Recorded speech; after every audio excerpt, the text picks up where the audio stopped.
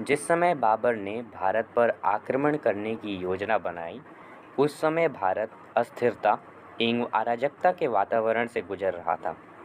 आपसी मतभेदों एवं क्षणिक स्वार्थों ने दिल्ली शासन की जड़ों को खोखला कर दिया था। सन 1451 ईस्वी में बहलोल खान लोदी दिल्ली का सुल्तान बना। उसकी मृत्यु के बाद उसके पुत्र सिकंदर लोदी ने दिल्ली की बागडोर संभाली। नवंबर 1570 ईस्वी में सुल्तान की मृत्यु के बाद उसका पुत्र इब्राहिम खान लोदी दिल्ली के सिंहासन पर बैठा। सन 1526 में उसका बाबर के विरुद्ध पानीपत के मैदान में ऐतिहासिक एवं महत्वपूर्ण युद्ध हुआ, परंतु इस युद्ध के अंत में वह मारा गया और भारत में मुगल शासन की आधारशिला रखी गई। 5 फरवरी 1526 ईस्वी बाबर अपनी सेना सहित दिल्ली पर आक्रमण करने के इरादे से आगे बढ़ा।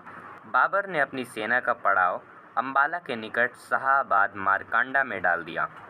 सुल्तान ने इब्राहिम लोदी की स्थिति का पता लगाने के लिए अपने जासूसों को भेजा, जिससे ज्ञात हुआ कि सुल्तान की सेना का एक दल दौलत खान लोदी के नेतृत्व में उसका सामना करने के लिए आ रहा है। इससे निपटने के लिए बाबर ने अपनी सेना की एक टुकड़ी मेहंदी ख्वाजा के नेतृत्व में सामने की ओर लगा दी। इस अभियान में भी बाबर को सफलता मिली। अब बाबर ने दिल्ली की ओर प्रस्थान किया।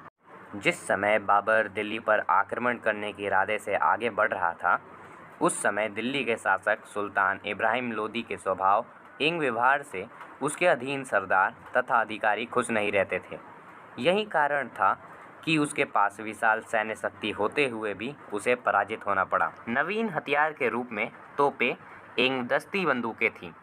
तोपों की गाड़ियों में रखकर युद्ध क्षेत्र में ले जाया जाता था। उसकी सेना में अधिकांश अश्वारोही सैनिक थे, जो धनुष बाण चलाने में अत्यंत निपुण थे।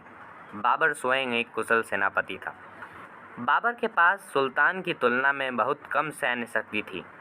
12 अप्रैल 1526 ईस्वी को उसने यमुना नदी और पानीपत नगर के बीच 3 मील लंबा क्षेत्र युद्ध के लिए चुना।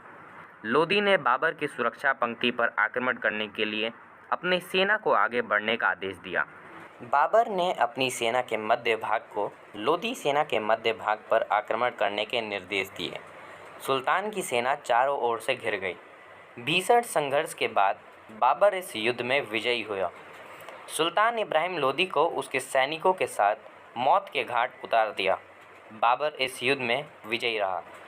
इस युद्ध के बाद लोदी वंश, लोदी राज्य एवं लोदी शक्ति का सदैव के लिए पतन हो गया तथा बाबर ने भारतीय उपमहाद्वीप में मुगल साम्राज्य की आधारशिला रखी।